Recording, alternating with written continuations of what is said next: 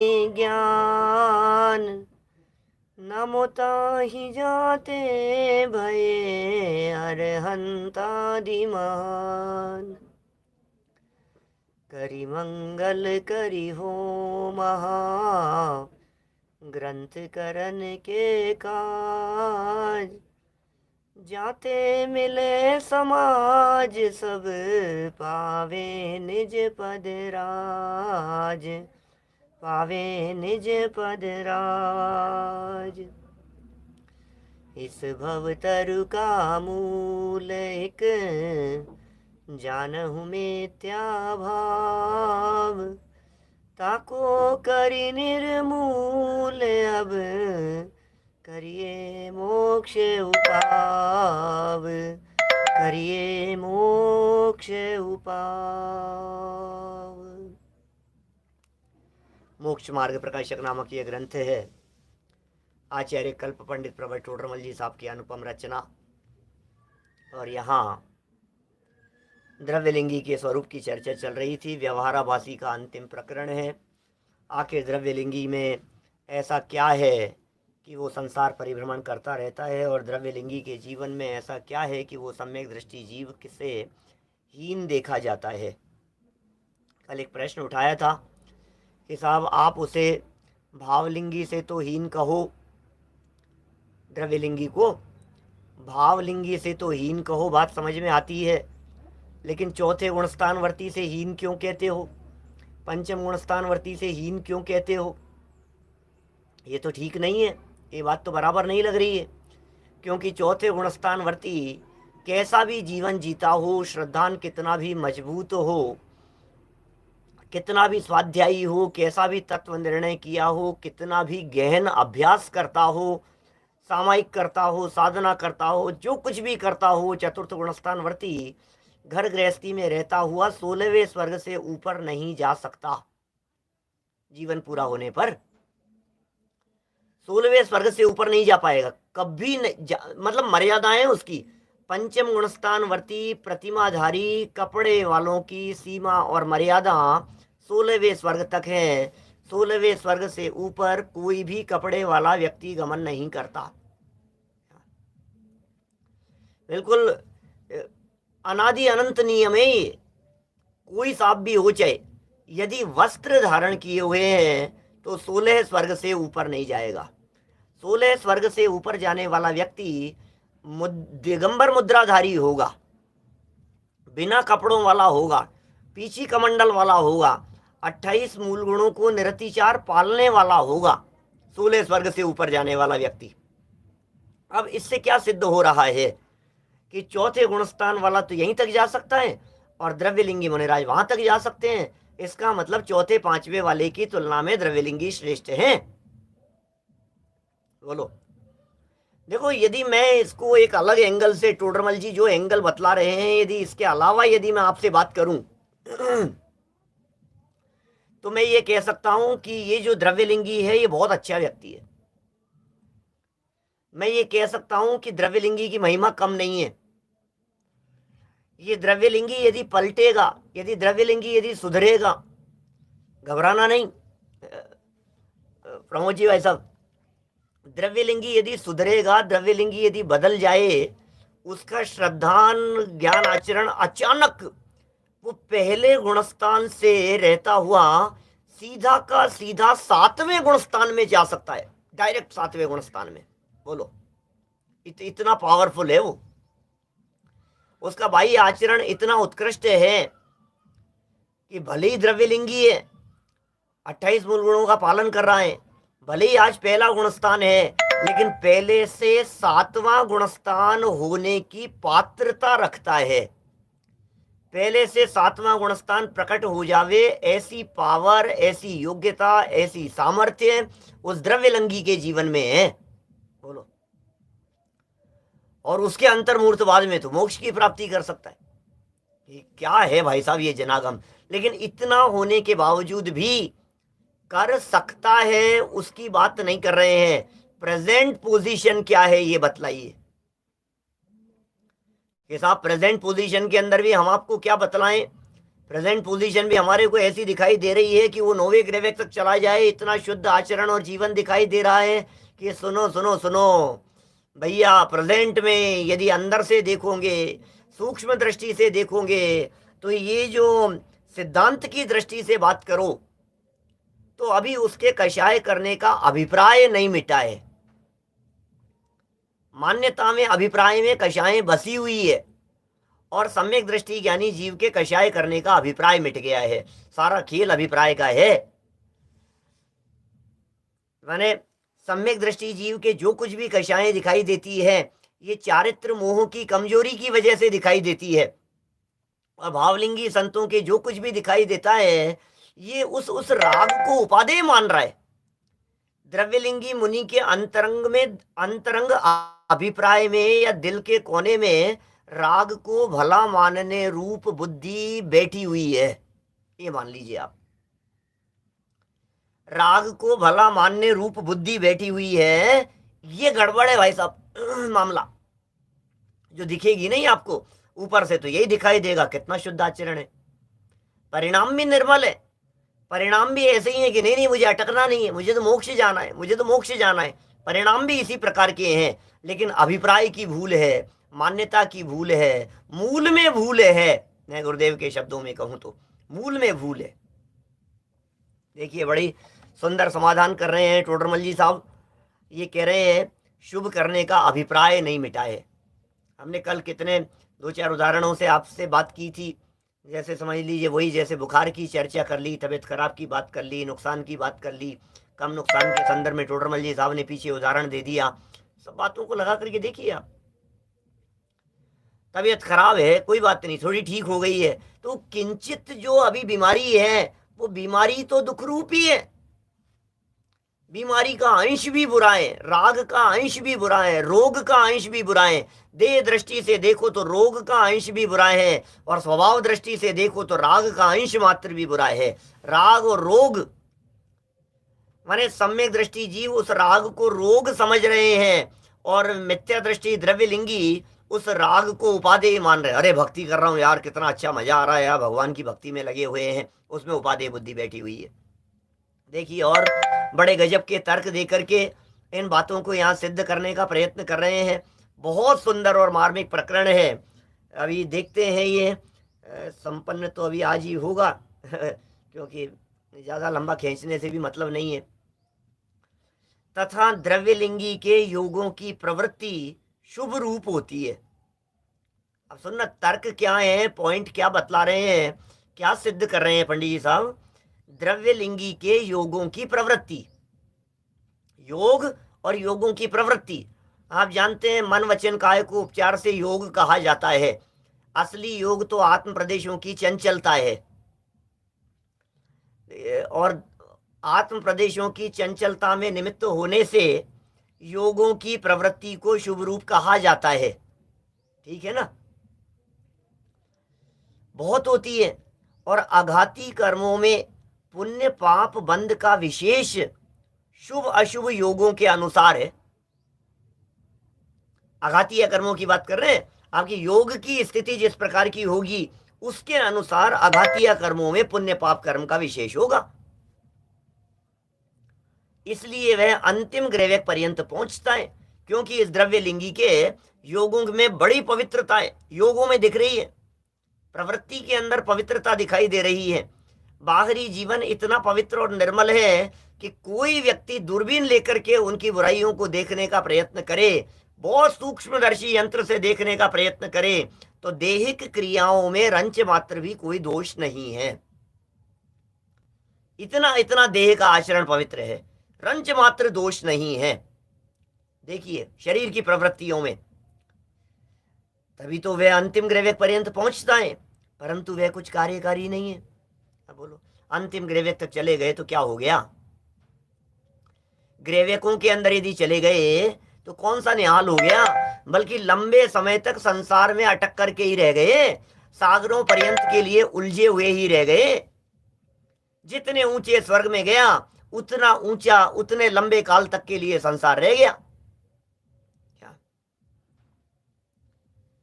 बोलिए आप? बातें तो द्रव्यलिंगी ने भी सुनी है अवनीश भाई, 100% द्रव्यलिंगी ने भी ये सारी बातें सुनी है, लेकिन बातें सुनने से क्या होता है, अभिप्राय बदलना चाहिए। ये बहुत मार्मिक बात आपके कहने से और उपयोग में आती है। कहता हूँ आप सबको, हम जिस मार्ग पर बढ़ रहे हैं और जिन चीज़ों की हमारे को महिमा आती है, कहीं यह रास्ता द्रव्यलिंगी की तरफ तो नहीं जाता है? सोचना जरा। माने बोलो, द्रव्यलिंगी नौवे ग्रेवक में सम्यक दर्शन की प्राप्ति कर सकता है, हो सकते हैं। द्रव्यलिंगी मुनि भावलिंगी भी जाते हैं नौवे ग्रेवक तक, अकेले द्रव्यलिंगी की बात नहीं है। बाहरी वेश परिग्रह रहित होना चाहिए, तिलतुस मात्र भी बाहर में परिग्रह नहीं होवे। वे चाहे भावलिंगी हो चाहे वे द्रव्यलिंगी हो, ग्रेवकों में जा सकते हैं, जाते ही हैं, नीचे भी जाते हैं। ऐसा नहीं है कि भावलिंगी संत दूसरे स्वर्ग में नहीं जाता होगा, पांचवें स्वर्ग में नहीं जाता होगा, छठे सातवें में, तीसरे दूसरे पहले में नहीं जाता होगा, सब जगह पर जाता है। सम्यक दृष्टि 16वें स्वर्ग से की लिमिट है, उससे नीचे नीचे कहीं भी जा सकता है। इसी तरह से जहां जहां निषेध किया है सम्यक दृष्टि का, उसका निषेध समझना। जैसे भवनत्रिकों के अंदर नहीं जा सकता तो नहीं जा सकता, पहले स्वर्ग में जाए, पहले से 16वें स्वर्ग के बीच में सम्यक दृष्टि कहीं भी जन्म ले सकता है। द्रव्यलिंगी मुनि कहाँ जा सकता है? कि कहीं भी जाए, द्रव्यलिंगी के लिए तो कोई बाधा थोड़ी रहे। भवनत्रिकों में भी जन्म लेवे तो ले लेवे। भाई साहब, द्रव्यलिंगी भी कई तरह के होते हैं। द्रव्यलिंगियों के प्रकार बतलाए अपने इसमें प्रवचन सार ग्रंथ में, वहां उन्होंने द्रव्यलिंगी के प्रकार बतलाते हुए चर्चा की। पहले गुणस्थानवर्ती द्रव्यलिंगी, चौथे गुणस्थानवर्ती द्रव्यलिंगी और पंचम गुणस्थानवर्ती भी द्रव्यलिंगी मुनि। बोलो, पहले गुणस्थानवर्ती भी तो अपन तो सब पहले गुणस्थानवर्ती द्रव्यलिंगी की बातें करते हैं, लेकिन वो द्रव्यलिंगी चौथे गुणस्थान वाला भी हो सकता है, वो द्रव्यलिंगी पंचम गुणस्थान वाला भी हो सकता है। तो फिर द्रव्यलिंगी क्यों कह रहे हो उसे? क्योंकि तीन कषाय चौकड़ी का अभाव नहीं है और बाहर में आचरण उत्कृष्टतम है, इसलिए वो द्रव्यलिंगी है। तो द्रव्यलिंगी क्यों कह दिया गया, ये बतलाइए आप। क्योंकि भावलिंग तीन कषाय चौकड़ी के अभाव जन्य होता है। भावलिंगी मुनि अवस्था की चर्चा चल रही है, अभी द्रव्यलिंग और भावलिंग की चर्चा पंचम गुण स्थानवर्तियों में भी लागू कर सकते हैं अपन। यहां तो द्रव्यलिंगी मुनि जोड़ना पड़ेगा। जैसे हम ये कहें, सुनना, पंचम गुणस्थानवर्ती द्रव्यलिंगी श्रावक और भावलिंगी श्रावक, श्रावकों में भी द्रव्यलिंगी और भावलिंगी होगा पंचम गुणस्थानवर्ती में। जैसे पंचम गुणस्थानवर्ती जीव है, प्रतिमाधारी है। अब जो बाहर में प्रतिमाधारी है, वो प्रतिमाधारी का मतलब ये हो गया, और अंदर में दो कषाय चौकड़ी का अभाव नहीं है, तो वो द्रव्यलिंगी श्रावक है। द्रव्यलिंग प्रतिमाधारी द्रव्यलिंगी श्रावक है, ऐसा समझना उसको। और दो कषाय चौकड़ी के अभाव यदि हो गया है तो फिर वो भावलिंगी श्रावक है, फिर तो पंचम गुणस्थानवर्ती है। अभी यहां जो प्रकरण चल रहा है, ये प्रकरण मिथ्या दृष्टि द्रव्यलिंगी मुनि, इस प्रकरण में क्या कह रहे हैं? मिथ्या दृष्टि द्रव्यलिंगी मुनि और चतुर्थ और पंचम गुणस्थानवर्ती श्रावक। पेज नंबर है 247, 247 नंबर पेज। देखिए, पंक्तियां पढ़ता हूं, वापस देखिएगा क्या कहना चाह रहे हैं। नौवे ग्रेवक पर्यंत पहुंचता है, परंतु कुछ कार्यकारी नहीं है। हो क्या गया, लौट करके तो वापस ही आना पड़ेगा। माने यदि नौवे ग्रेवक तक भी चला गया तो कौन सा निहाल हो गया, ये बतलाइए। बड़े वापस तो आना है ना भैया, बैक टू पवेलियन यही होगा ना। कितने दिन रहेगा वहां ग्रेवक पर्यंत? पहले ग्रेवक में 23 सागर उत्कृष्ट आयु है, पहले ग्रेवक में।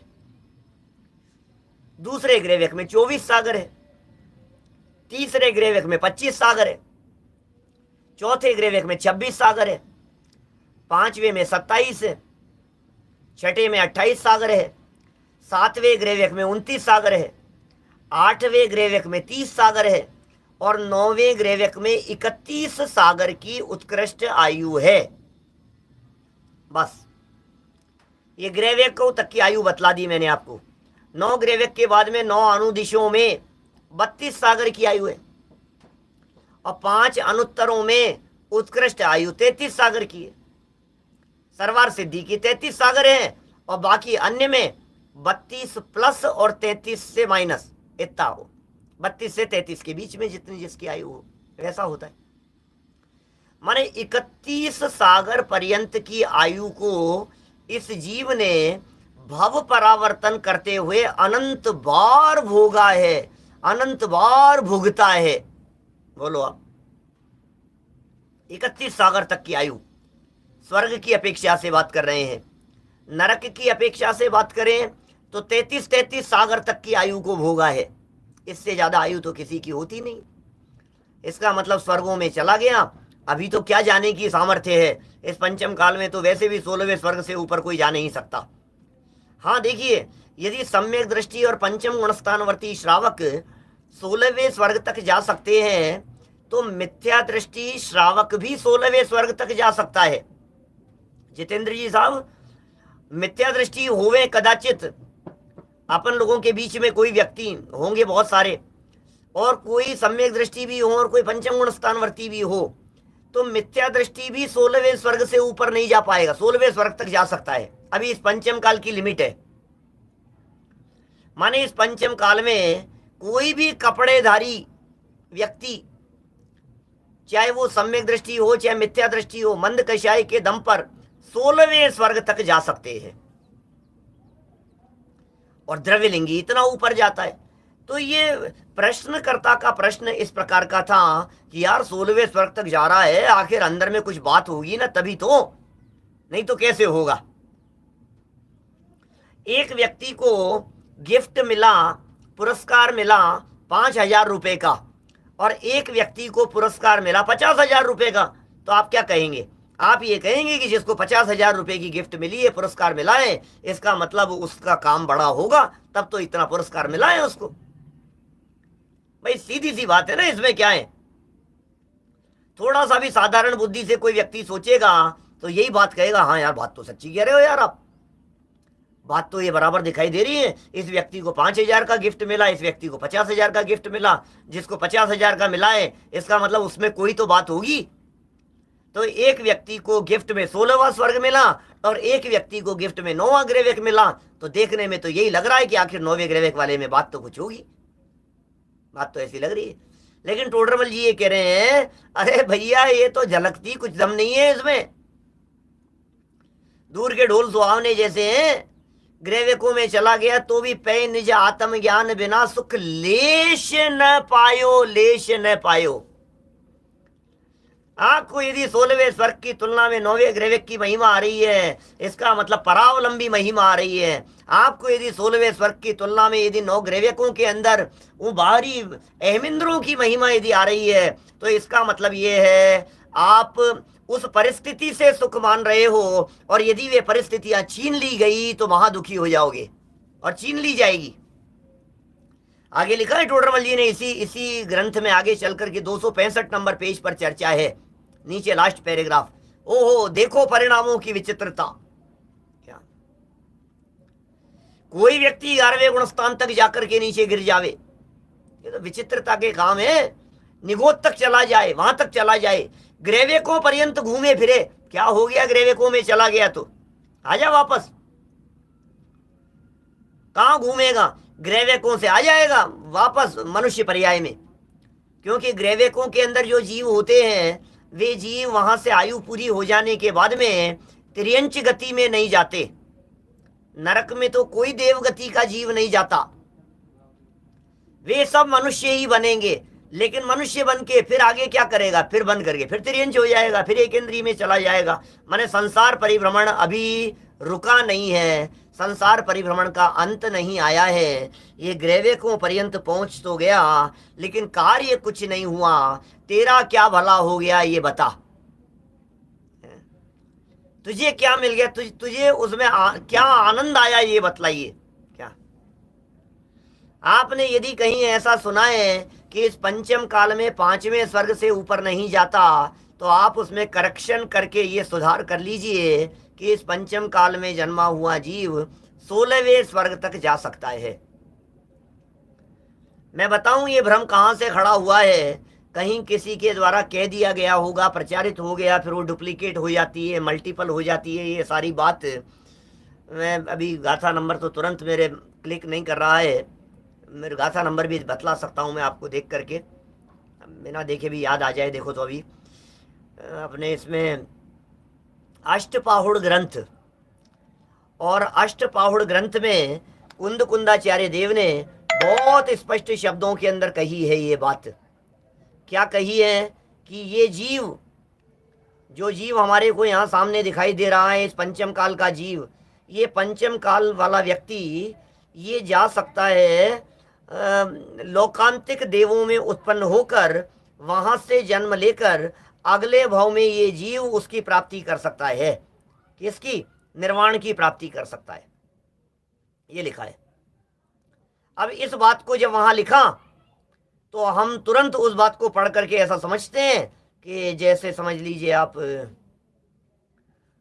5वें स्वर्ग से ऊपर नहीं जा पाएगा, क्योंकि इन्होंने लिखा है, कुंद कुंदाचार्य देव ने लिखा है, कुंद कुंदाचार्य देव ने लिखा है साहब ऐसा, 5वें स्वर्ग तक की प्राप्ति कर सकता है। ये मेरे ख्याल से गाथा देखो कौन सी होनी चाहिए, 77 नंबर गाथा है क्या? मोक्ष पाहुड़ की, मोक्ष पाहुड़ की 77 नंबर गाथा ऐसा लग रहा है कि शायद होना चाहिए।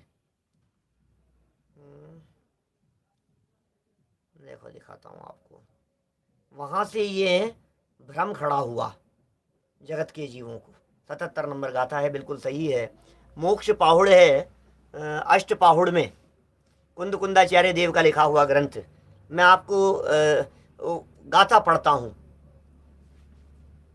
सुनना। अष्ट पाहुड़ की गाथा, बीच में प्रश्न खड़ा हो गया है इसलिए बीच में ये बात मैंने आपको कह दी है, लेकिन किसी तरह की कोई गड़बड़ नहीं होगी, देखना जरा, लाइफ टाइम के लिए सुधर जाएगी वो बात। और जो भ्रम खड़ा हुआ है वो भ्रम यहीं से खड़ा हुआ है। आज इसलिए स्पष्ट कर रहा हूं क्योंकि समाज में बहुत जगह पर सुनता हूं, बहुत जगह पर सुनता हूं, मुमुक्षु समाज में, स्वाध्यायी लोगों के बीच में, अभी सामने से कह दिया गया है इसलिए विकल्प आ गया है। लोग ये कहते हैं कि साहब 5वें स्वर्ग तक जा सकता है, पंचम काल में तो 5वें स्वर्ग के ऊपर नहीं जा सकता है। हमारे विद्वान लोग भी बोल देते हैं, आलोक जी भाई साहब, बहुत विद्वान लोग भी ऐसा प्रयोग करते हैं। वो कहां से खड़ा हुआ है वो बतला रहा हूं आपको। अष्टपाहुड़ ग्रंथ मैंने खोला है मेरे सामने, 77 नंबर गाथा है, अष्टपाहुड़ की नहीं, अष्टपाहुड़ में एक मोक्ष पाहुड़ है, अलग स्वतंत्र चैप्टर है, उस मोक्ष पाहुड़ की 77 नंबर गाथा है। अजवितिरयण शुद्धा अपा झाए विलहिम इंदत्तम लोयंती देवतम तत्चुआणि बुधिम जंती। अर्थ पढ़ता हूं गाथा का, ध्यान देना। अभी इस पंचम काल में भी क्या क्या लिख रहे हैं हर्षवर्धन जी साहब? अभी इस पंचम काल में भी जो मुनि सम्यक दर्शन ज्ञान चारित्र की शुद्धता युक्त होते हैं, वे आत्मा का ध्यान कर इंद्र पद अथवा लोकांतिक देव पद को प्राप्त करते हैं और वहां से चयकर निर्वाण को प्राप्त होते हैं। लो क्या करें बोलो, कैसे लिखा है ना साहब गाथा, खोल करके देख लीजिए, ग्रंथ सबके पास में, सब लोग घर में बैठे हुए हैं, स्वाध्यायी लोग हैं, अभ्यासी लोग हैं, बहुत सारे लोगों के पास में होगा। अष्टपाहुड़ ग्रंथ है, पेज नंबर 282 है, मोक्ष पाहुड़ की 77 नंबर की गाथा है। मैं आपको बता रहा हूं ना, इस गाथा में लिखा है पंचम काल में भी जो मुनि रत्नत्रय को प्राप्त करके शुद्धता से युक्त होकर के इंद्र लोकांतिक पदों को प्राप्त करते हैं और फिर वहां से मर करके निर्वाण की प्राप्ति कर लेते हैं। तो इसमें लिखा है ना, कुंद कुंदाचार्य देव ने पंचम काल में लोकांतिक देव पद प्राप्त कर लेते हैं। तो हमें लग रहा है लोकांतिक देव हो जाते हैं, लोकांतिक देव हो जाते हैं, और लोकांतिक देव तो 5वें स्वर्ग वाले होते हैं। तो कुंद कुंदाचार्य देव की इन पंक्तियों को पढ़ करके किसी व्यक्ति को ऐसा भ्रम होता है कि इस पंचम काल में 5वें स्वर्ग तक जा सकता है, ऐसा भ्रम होता है। जबकि कुंद कुंदाचार्य देव ने ऐसा नहीं लिखा कि 5वें तक ही जा सकता है, हमने समझ लिया ऐसा। उन्होंने तो ये लिखा था कि भैया तुम 5वें में चले जाओगे, लोकांतिक यदि हो गए तो लोकांतिक देव एक भवावतारी होते हैं। इंद्र यदि हो गए तो एक भवावतारी हो सकते हो, अगले भाव में निर्वाण की प्राप्ति हो सकती है आपको उसके बाद में। कि साहब ऊपर की क्यों नहीं बात कही? क्योंकि लोकांतिक देवों के अलावा यदि ऊपर की बात कहते तो फिर ऊपर फिर क्या कहते? क्योंकि मोक्ष जाने की गारंटी वाला पद तो 5वें स्वर्ग के अंदर दिख रहा है ना, लोकांतिक। इसलिए ये बात कही। उन्हें तो ये दिखाना था कि एक स्वर्ग का भाव लेकर के अगले भाव में आपको निर्वाण की प्राप्ति गारंटी से हो जावे, ऐसी अवस्था की प्राप्ति हो सकती है। इतना पुरुषार्थ वर्तमान में कर सकता है ये जीव। बहुत सारे जीव होते हैं जो एक भवावतारी होते हैं। जैसे जितने दक्षिण साइड वाले इंद्र हैं वे सब एक भवावतारी होते हैं। तो अब एक भवावतारी, अब दक्षिण साइड वाले अब या तो गाथा बढ़ाते, दक्षिण इंद्रों की बात करते, या फिर शची इंद्राणियों की बात करते। तो शची इंद्राणी की बात करते तो निश्चित तौर पर यह सिद्ध हो जाता कि शची इंद्राणी में जन्म ले रहा है, माने मिथ्यात्व सहित जा रहा है। क्योंकि सम्यक दृष्टि जीव स्त्री पर्याय में जन्म नहीं लेता। तो कुंद कुंदाचार्य देव ये सिद्ध थोड़ी ना करना चाहते थे कि तुम मिथ्या दृष्टि बन करके देवगति में जाओ। एक भवावतारी तो है शची इंद्राणी, ये तो बिल्कुल पक्की बात है। शची इंद्राणी एक भवावतारी है, लेकिन शची इंद्राणी बनी तो मनुष्य भाव से मिथ्यात्व के साथ में गई है, सम्यक दर्शन के साथ में स्त्री पर्याय में जन्म नहीं होता। तो शची इंद्राणियों की चर्चा नहीं की उन्होंने। फिर एक भवावतारी कौन है कि समझ लीजिए आप उनके लोकपाल हैं, तो फिर लोकपालों की क्या चर्चा करें, इतने फेमस भी तो नहीं है। फिर एक भवावतारी है सर्वार सिद्धि के देव, तो सर्वार सिद्धि के अंदर पंचम काल में जा नहीं सकता है। माने कुंद कुंदाचार्य देव के हृदय में बैठ करके बात देखो तो वो तो ये कहना चाहते थे कि भाई हमारे जो स्वाध्यायी आत्मार्थी लोग हैं, यदि ये थोड़े से पुरुषार्थ करें, आत्म कल्याण सम्यक दर्शन की प्राप्ति करें और मर करके लोकांतिक देव जिनकी गिनती की कोई लिमिट नहीं है, इंद्रों की तो लिमिट है, इंद्र तो सीमित मात्रा में, इंद्रों की क्या बात करें। यदि लोकांतिक में जाना चाहें तो हम जितने लोग अभी स्वाध्यायी आत्मार्थी लोग हैं सबके सब मर करके लोकांतिक देवों में जन्म लेवें और अगले भाव में नियम से 100% गारंटी के साथ में निर्वाण की प्राप्ति करें। ये बतलाने के लिए कुंद कुंदाचार्य देव ने लोकांतिक शब्द का प्रयोग किया, जिससे हमें इस प्रकार का भ्रम हो गया कि 5वें स्वर्ग तक पंचम काल में जा सकते हैं।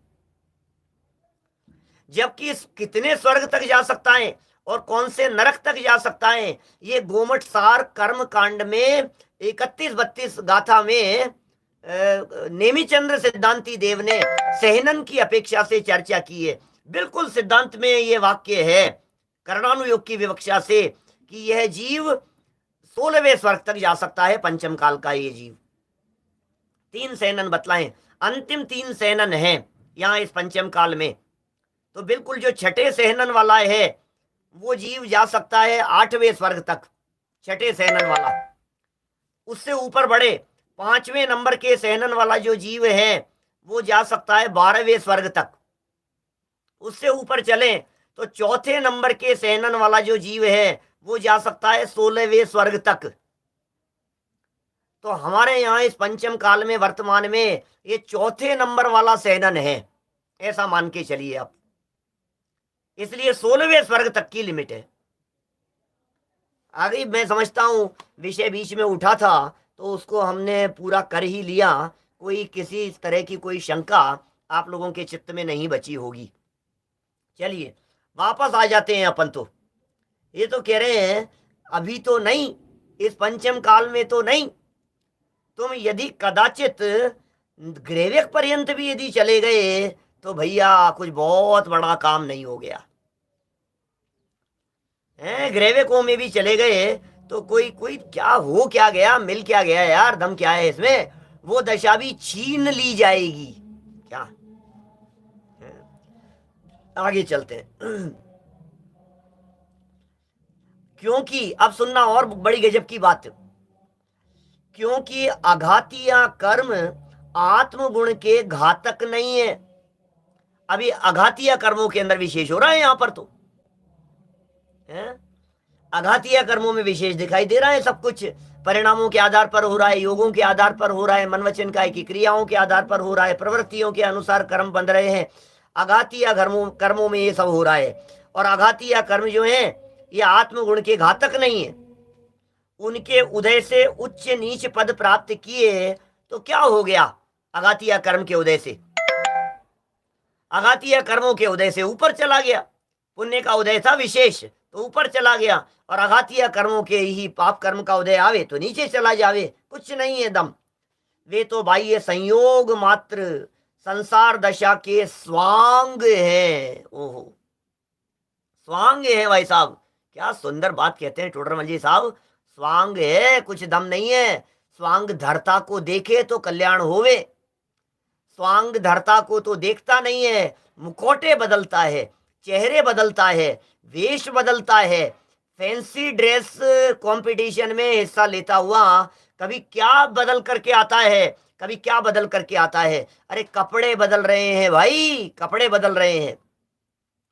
आत्मा के ऊपर अवधारण किए हुए ये वस्त्रवत है यह देह, ये बात पंडित जी पीछे सिद्ध कर चुके हैं। शरीर का बदलना ठीक उसी प्रकार है जिस तरह से कपड़ों को बदला जाता है, ऐसा बदलना है। कोई व्यक्ति दुकान पर खड़ा होकर के फैंसी ड्रेस की दृष्टि से बार बार में ड्रेस बदल बदल करके देख रहा है।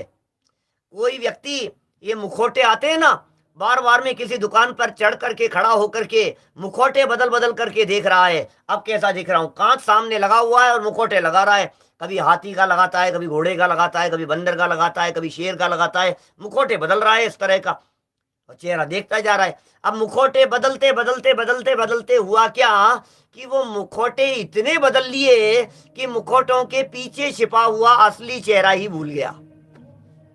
ये है स्थिति। अब असली चेहरा ही भूल गया भाई साहब। अब इससे ज्यादा बात और दुर्दशा क्या हो सकती है? इतने चेहरे बदले हमने, असली चेहरा भूल गए। कभी नारकी, कभी त्रियंच, कभी देव, कभी हाथी, घोड़ा, कुत्ता, बिल्ली, बंदर बन करके हमने इतने चेहरे बदले, असली चेहरा भूल गया। ये टोडरमल जी साहब कह रहे हैं भैया संयोग मात्र है, संसार दशा के स्वांग है। स्वांग क्या कर रहे हो तुम? स्वांग धरता जैसी स्थिति हो रही है। बदल रहे हैं आप, और बदल लोगे और क्या है, और वे धारण कर लेना इससे यदि कुछ हो जाए तो। स्वांग है, आप तो आत्मा है, मैं तो आत्मा हूं और ये स्वांग है। क्या कोई व्यक्ति भालू जैसी ड्रेस पहनकर अपने आप को भालू समझे तो भूल में है, वो भालू नहीं है, वो भूल में है। कोई व्यक्ति अपने आप को बंदर समझ करके बंदर ही मानने लगे तो भूल में है। भैया हम तो सिद्धों की जाति के हैं, हम तो अरहंतों की जाति के हैं, हम तो भगवान महावीर स्वामी के कुल के हैं। हमें अपने कुल का गौरव होना चाहिए, हमें अपने आप को पहचानना है, हमें अपने आप को जानना है, और हमें अपने आप में समा जाना है। ये काम हमारे को करना है। ये बातें कैसी है टोडरमल जी की पंक्तियां देखो आप। इसलिए आत्मगुण के घातक जो घातिया कर्म है उनकी हीनता कार्यकारी है। आपने अघातिया कर्मों में हीनता की तो क्या हो गया? हीनता माने समझ गए ना, हीनता माने कम, है ना। माने अघातिया कर्मों में हीनता का मतलब ये हो गया पुण्य परिणाम बहुत उत्कृष्ट जाति के थे। ये बात पहले भी आप लोगों के बीच में स्पष्ट की जा चुकी है कि भाई ये जो पुण्य पाप का बंटवारा है ये तो अघातिया कर्मों में पुण्य पाप का बंटवारा, घातिया कर्मों में तो पुण्य पाप का बंटवारा होता नहीं है। स्वर्ग मिला है तो पुण्य के उदय से मिला है। यदि ग्रैवेकों के अंदर चला गया है तो कौन से कर्म का कार्य होगा बतलाइए भाई साहब? ग्रैवेक में जाना ज्ञानावर्णी कर्म के क्षयोपशम से ग्रैवेकों में जाता है कि दर्शनावर्णी कर्म के क्षयोपशम से? बोलो। अंतराय कर्म के उदय या क्षयोपशम से ग्रेवेकों के अंदर जाता है, यह दर्शन मोहनी या चारित्र मोहनी कर्म के उदय से ग्रेवेकों में जाता है। एक बार गंभीरता से विचार करना, पंडित जी साहब क्या बात समझाना चाह रहे हैं, हमें कौन सी दिशा में ले जाना चाह रहे हैं। ग्रेवेक में जाना कौन से कर्म के उदय का काम है, बतलाइए जरा। संयोग मिले हैं, ग्रेवेक तो संयोग रूप है ना। ग्रेवेकों में शरीर मिला है और ग्रेवेकों के अंदर आयु मिली है। क्या क्या मिला है ग्रेवेकों में, बोलो। शरीर मिला, वैक्रियक शरीर मिला ग्रेवेक के अंदर जाने से, तो बोले नाम कर्म के उदय का काम है। ग्रेवेकों में चला गया तो 23 सागर से लेकर के 31 सागर तक की आयु मिली, तो आयु कर्म के उदय का काम है। ग्रेवेकों में जाकर के जन्म लिया तो उच्च गोत्र कर्म का काम है। ग्रेवेकों के अंदर जो भोग सामग्री, विषय सामग्री जो भी वहां उपलब्ध है, स्त्री भोग तो वहां है नहीं, तो बोले वो किसका काम है, बोले वो वेदनी कर्म के उदय का काम है। बोलो, हमारे को जो ग्रेवेकों की अवस्था की प्राप्ति हो गई, ये आघातीय कर्मों के उदय जन्य अवस्थाएं दिख रही है ये सब कुछ। और आघातीय कर्मों की पुण्य प्रकृतियां, पाप प्रकृतियां नहीं, क्योंकि पुण्य प्रकृतियां तो आघातीय कर्मों के अंदर ही मिलेगी। घातीय कर्म तो सारे के सारे पाप रूप हैं, इसलिए घातीय कर्मों के अंदर तो बंटवारा है नहीं, सारा बंटवारा आघातीय कर्मों के अंदर है। पाप भी है और पुण्य भी है, तो सब पुण्य के उदय का ही काम है ना। ग्रेवेकों के अंदर चले जाना, ग्रेवेकों में चले जाना पुण्य के उदय का काम है कि पाप के उदय का काम है, बोलो। ग्रेवेकों में चले जाना पुण्य के उदय का काम है, और पुण्य प्रकृतियां आघातीय कर्मों में होती है, तो आघातीय कर्मों में पाप मंद हुआ और आघातीय कर्मों में पुण्य विशेष हुआ। ये पुण्य की विशेषता और पाप की हीनता जो आघातीय कर्मों के अंदर नजर आ रही है, बोले सुनो, ये सब योगों के कारण हो जाता है, मन वचन काया रूप प्रवृत्ति के कारण। इसमें आत्मा का कुछ भी नहीं हुआ, आत्मा का हित कुछ भी नहीं हुआ। संपत्ति बढ़ गई, संयोग बढ़ गए, और संपत्ति की दृष्टि से भी बात करें तो असली तो बात यह है, ग्रेवेकों में भोग सामग्री की कमी है, ग्रेवेकों में वैभव की कमी है, ग्रेवेकों में परिग्रह की कमी है। मैं आपको ले चलना चाहता हूं तत्वार्थ सूत्र 4 अध्याय के 20-21 नंबर सूत्र की तरफ। मैंने वो सूत्र यदि आप देखेंगे, गति शरीर परिग्रहाभिमान तो हीना, स्थिति प्रभाव सुख द्युति लेश्या विशुद्धि इंद्रियावधि विषय तो अधिका। अब स्थिति प्रभाव सुख द्युति विशुद्धि लेश्या इंद्रिय विषय हैं, ये सब तो अधिक होते चले जा रहे हैं, और गति कम, गति शरीर परिग्रह भी और अभिमान, ये सब कम हो रहे हैं। ऊपर ऊपर के स्वर्गों में ग्रेवेकों के अंदर जीवों को भाव नहीं आता है यहां आने जाने का, कल्याणकों में आने जाने का भाव भी नहीं आता है ग्रेवेक वालों को, क्या कहां जाए। शरीर छोटा है 16 स्वर्ग की तुलना में, परिग्रह 16 स्वर्गों में देवों के जितना परिग्रह है, ग्रेवेकों में उससे कम परिग्रह है, और अभिमान ये भी कम है। तो गति शरीर परिग्रह अभिमान ये सब तो कम है ऊपर ऊपर के स्वर्गों में, लेकिन सुख बढ़ता चला जा रहा है, क्योंकि शांति है ना, निर्विकल्पता है, कषायों की हीनता है, कषायों की मंदता है। सारे जीव जितने ग्रेवेकों में होते हैं 100% सारे वे जीव शुक्ल लेश्या वाले ही होते हैं। वहां कृष्ण लेश्या नहीं होती, नील नहीं होती, तापोत लेश्या नहीं है, पीत लेश्या नहीं है, पद्म लेश्या नहीं है, 100% नहीं है, किसी भी व्यक्ति के नहीं है, सबके नियम से शुक्ल लेश्या ही होती है। अब सोचो कितना मंद परिणामी होते होंगे वो सब, कितनी कषायों की मंदता होती होगी। अब वो जो आनंद है ना अहम इंद्रों का, वो अहम इंद्रों का आनंद कषायों की मंदता का आनंद है, कषायों के अभाव का आनंद नहीं है। एक बात और मार्मिक यहाँ बीच में आप लोगों के स्मरण के लिए कहना चाहता हूं, ग्रेवेक कहते ही हमें वहां मिथ्या दृष्टि दिखाई देते हैं, जबकि सच्चाई यह है कि ग्रेवेकों के अंदर सम्यक दृष्टि जीवों का बाहुल्य है। भावलिंगी संत ज्यादा गए हैं वहां ग्रेवेकों में द्रव्यलिंगी के बनस्पत। जितने द्रव्यलिंगी मुनि ग्रेवेकों में जाते हैं उससे न मालूम कितने गुना ज्यादा भावलिंगी मुनि ग्रेवेकों में जाते हैं। इसलिए ग्रेवेक बदनाम हो गया है हमारे दिलो दिमाग में। अरे ग्रेवेकों में चला गया, अरे क्या ग्रेवेक में चला गया, ग्रेवेकों के अंदर भावलिंगी संत भी जाते हैं। भावलिंगी संत अवस्था थी और आयु बांध करके ग्रेवेकों में चले गए। अभी वहां गुणस्थान छठा सातवां तो नहीं है, क्योंकि गुणस्थान छठा सातवां तो यहां था मुनि अवस्था में। अब ग्रेवेकों में जाकर के गुणस्थान चौथा हो गया। तो यदि हम 9 के 9 ग्रेवेकों में पहले गुणस्थानवर्ती और चतुर्थ गुणस्थानवर्तियों को तलाशेंगे तो वहां हमारे को चौथे गुणस्थानवर्तियों की संख्या ज्यादा मिलेगी पहले गुणस्थानवर्तियों से। ये मेरा कहना है। ज्ञानी ज्यादा हैं, अभ्यासी ज्यादा हैं, स्वाध्यायी ज्यादा हैं, तत्व चर्चा करने वाले वहां ग्रेवेकों के अंदर ज्यादा हैं। लेकिन मिथ्या दृष्टि जीव भी तो हैं वहां, घुसपैठिया जैसे समझ लो आप। यहां थोड़े से बंद कषाय रूप परिणामों से, निर्मलता से, 28 मूल गुणों को दृढ़ता से पालन करते हुए, ये ऐसे घुसपैठ करते हुए ये ग्रेवेकों में चले जाते हैं। इसलिए ऐसा कहा गया है कि भैया सुनो, ग्रेवेकों में भी चला जाए तो कुछ नहीं होगा। पे निज आत्मज्ञान बिना ग्रेवेकों में भी शांति नहीं है। और आत्मज्ञान यदि हो तो 7वें नरक में भी शांति का वेदन करता है सम्यक दृष्टि ज्ञानी जी। आत्मज्ञान के बल पर ये जीव सप्तम नरक जैसी प्रतिकूलताओं में भी शांति का अनुभव करता है। और यह जीव ग्रेवेकों में चला जाए और आत्मज्ञान नहीं होवे तो वहां भी महादुख का वेदन करता है। ये सब बातें कैसे सहज है सारी बातें। देखो ये जनवाणी तो भरी पड़ी है भाई साहब, क्या क्या बातें करते होंगे। सरवार सिद्धि के देव भी क्या क्या चर्चाएं करते होंगे। आत्मा के साथ साथ में सारी बातें होती है, वस्तु स्वरूप की चर्चाएं होती है। ये सारी बातें वहां जानने पढ़ने सुनने को मिलती हैं।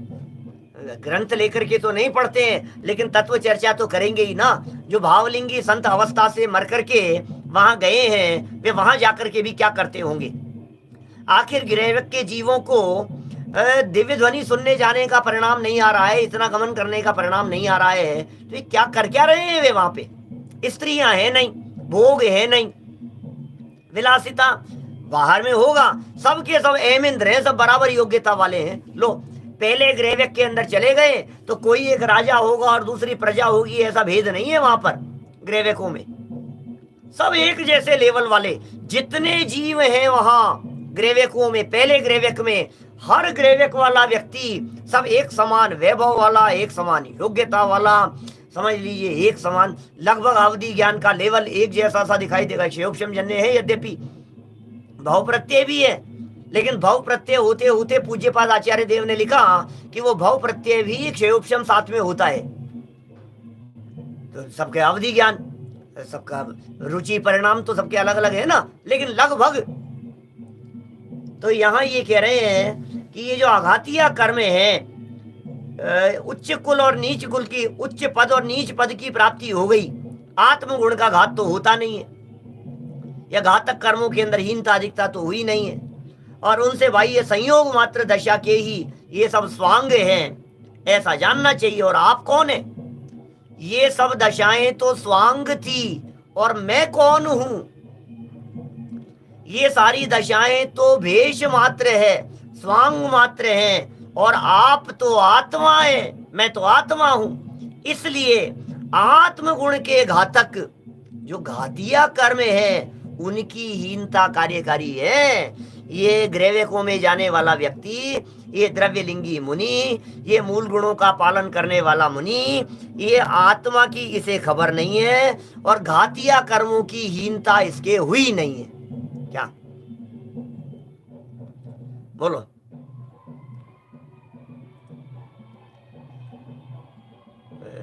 पूरा पढ़ने से रह गया भाई साहब।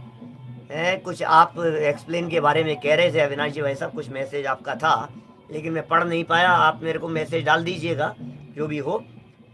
माने देखो क्या कह रहे हैं, अब लाइन पढ़ करके पूरी करता हूँ, विषय तो कल ही चलेगा, आप लोग भी समझ ही रहे होंगे, है ना।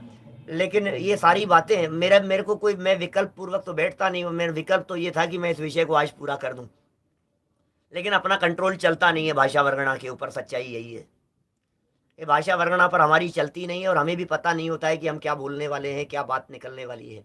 ये सब सहज चलती है सारी बातें। इसलिए आत्मगुण के घातक जो घातीय कर्म है, उनकी हीनता कार्यकारी है। द्रव्यलिंगी मुनिराज के घातीय कर्मों की हीनता, हीन हुई होंगे घातीय कर्म। हीनता का मतलब अभाव नहीं हुआ है। जो थोड़ी सी मंद कषाय के बल पर थोड़ी मंदता हुई होगी, तो हुई होगी, जैसी भी हुई होगी। तो ये बातें हैं। अभी ये आघाती आप वाला पैराग्राफ था पूरा का पूरा। अब अगला जो पैराग्राफ है बहुत मार्मिक पैराग्राफ है, और बहुत मार्मिक बिंदु भी हैं, और बड़ी मार्मिक चर्चाएं भी हैं। ये घातीय कर्म से रिलेटेड चर्चा है। ये अपन कल इसको पढ़ते हुए इस विषय को पूरा कर देंगे। आज हो सकता है हमारे बहुत सारे साथी गणतंत्र दिवस को मना रहे होंगे। क्या है गणतंत्र दिवस और क्या है हमारा संविधान, इसकी चर्चा हम करेंगे। संभवतः यदि मेरी व्यवस्था बराबर बैठती है तो मैं शाम के प्रवचन में आज गणतंत्र दिवस की चर्चा करूंगा, और यदि कदाचित व्यवस्था न बैठ पाई तो भी आपको गणतंत्र दिवस पर जो हमारा व्याख्यान पूर्व में हुआ है उसका प्रीमियर आपको रात को 8 बजे मिलेगा। आज के लिए पुरुषार्थ सिद्धि उपाय कल चलाएंगे, आज का गैप दे करके। और मोक्ष मार्ग प्रकाशक तो रनिंग में अपना चल ही रहा है, नियमित जैसा चल रहा है वैसा चल रहा है। आप औरों को भी सूचित कर सकते हैं। आज रात को 8 बजे के लिए विशेष प्रवचन गणतंत्र दिवस के अवसर पर हम सब आपके बीच में उसकी चर्चा करेंगे। भारतीय गणतंत्र के संदर्भ में देशभक्ति भी होनी चाहिए हमारे हृदय में, और हमारा जो जैन गणतंत्र माने संविधान, जैन गणतंत्र, जैन संविधान है, उसकी भी हम चर्चा करेंगे। अभी की बात को यहीं आपके बीच में विराम देते हैं। निज निधि निज में बताई, यह अनंत उपकार है। उसके लिए जिन वाणी माँ को वंदना शत बार है, वंदना शत बार है। क्षत्र चूड़ामणि पर बहुत सुंदर चर्चा चल रही है। दोपहर 2:30 बजे क्षत्र चूड़ामणि की चर्चा। 9 बाणों का मंत्र।